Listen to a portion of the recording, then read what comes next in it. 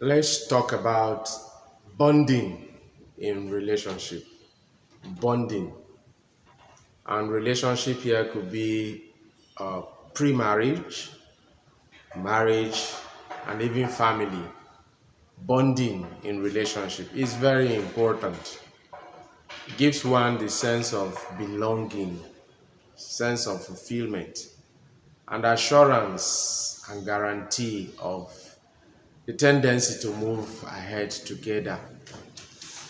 Bonding itself is a mutual interactive process, and it is from simple liking you get to the point of bonding. It is the process of nurturing social connect, and it typically refers to the process of that attachment and the development that you find in romantic and platonic partnership. You find that in close friends. It can be between parents and their children.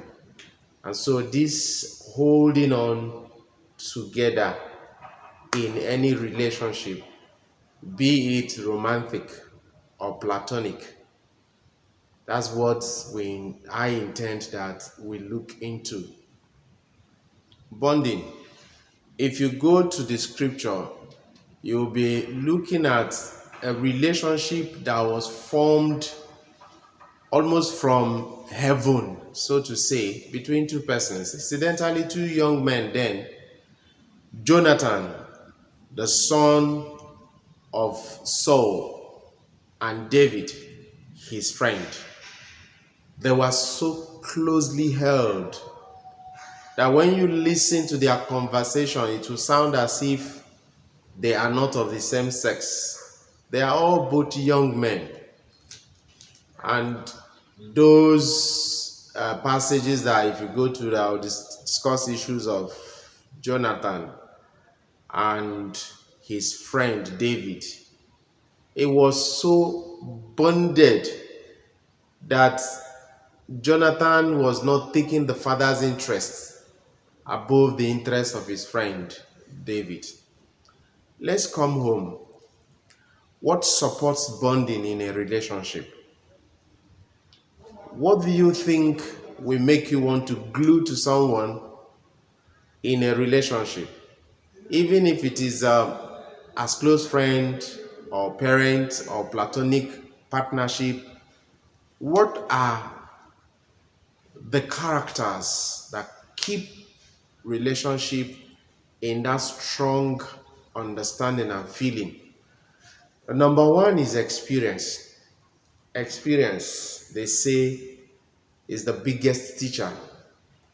And that is why it will be very difficult for you to see anybody who has been jilted in a relationship feeling free to interact and feel free to relate in new ones. Friend, I want to advise you. If you want to start a relationship, make effort to listen to the story of the person you want to relate with. Their experiences in life do help to determine how they relate with people in future. And that is why I cry out when I hear of ladies who go through difficult relationship in their life, especially those who will go through terrible sexual molestation and abuse. They find it very difficult to come back to life. If you are the one who is caught up in this world, please try and get back to me through my contacts. Let us talk of how fast you will need to be healed, the things that you need to do that will bring in healing. So experiences also help to support bonding. The next is trust.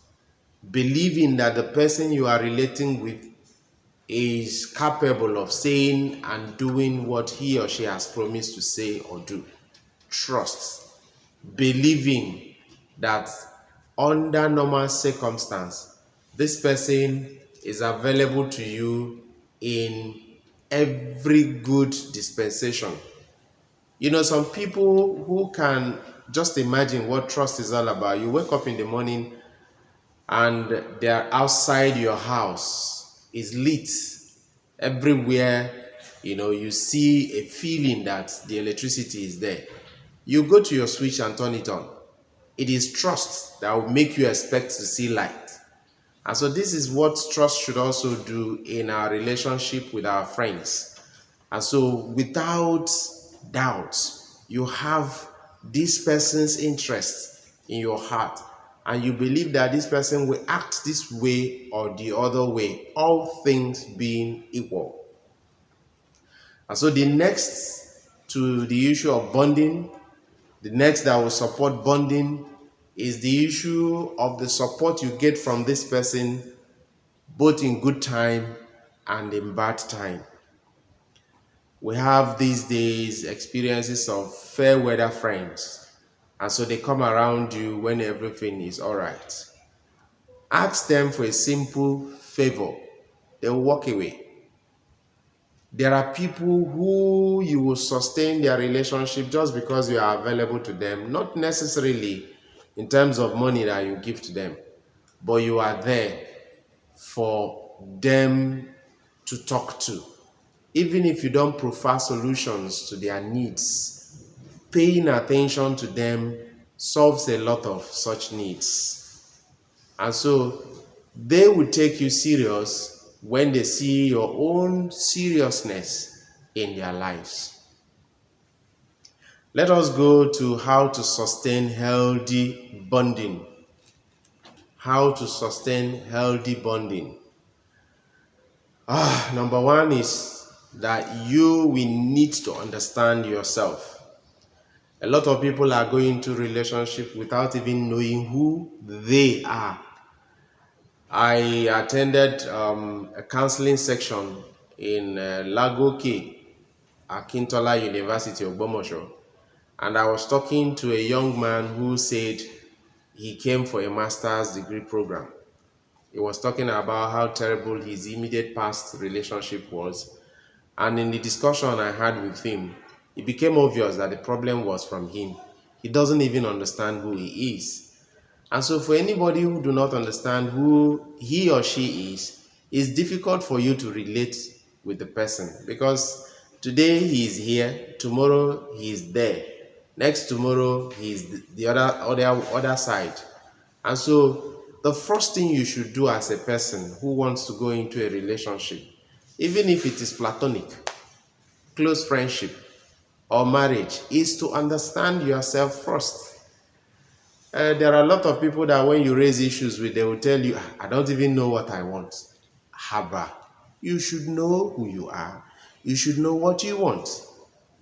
And so next to it is that boundaries should be set and respected. Boundaries in a relationship should be set and respected. And if I should tell you when it is 10 p.m., don't call my line, why on earth would you like to try if you can get across even at 10:30? It's okay, let me just call. I say make I call, make I know where you did. For what? Are you a monitoring spirit? Boundaries should be set. And when boundaries are set, please don't put anything as reasons for setting those boundaries. But when they are set, they should be respected. There should be moments of talking and listening. There are people that when you encounter, you are compelled to do the talking. And so you talk and talk and talk and talk and talk. You think the person you are talking with listens and understands. You are just talking. And so relationship bonding are built by talking and listening. And so when you talk, you don't just start and conclude everything. Allow your partner the privilege of listening to you and making responses. If I have anything to do with you and I'm the one talking, and at the end of it you are not saying anything, I will feel embarrassed. I will feel like not coming back to say anything with you. And so talking and listening is what will create the bonding. The next is that you should let go of control. Let go of control. There are people whose interest is wherever they see themselves, they should be the one who is on the driver's seat. Life is not lived like that. I remember there was a time I was telling a friend of mine that, we'll go to the choir stand with, to please understand that while she is away, things may change. And so it is wrong for you to come back to a place that you are part of. You've been away for a while. You come back, even being away, even if it is for one day, and you come back and you want to still be at the driver's seat. It is wrong, because the traffic laws may have changed when you are away. And coming back to be at the driver's seat means you might get it wrong. And so if you are the type who will always want to be in control, you will make bonding very, very difficult. You can't be in control at all times unless you want to head into a crisis. Allow the other party the opportunity of understanding the situation. And if he or she allows you to always be in control, so be it. But give gap for somebody to be able to follow up with what you're doing to understand you the better. Relationship is all about work. It's work and work and work. Don't be tired of working. And working is understanding your partner and making provisions towards correcting every wrong that has been done, putting up good ideas that will lead you to the next level. So you need to put in the work. Relationship is all about service. And so if you are going into a relationship without the mind of service, then you are not supposed to be there. You can't be a parasite in a relationship. There is symbiosis in it. And so you have to gain some and lose some. It involves a lot of work. And the last but not the least is that you need time to reflect from the activities of the relationship. You reflect on them with the intention of learning. If you do only the reflection and there is nothing to learn, then you are not ready to support that relationship. Remember, I said relationship is all about work.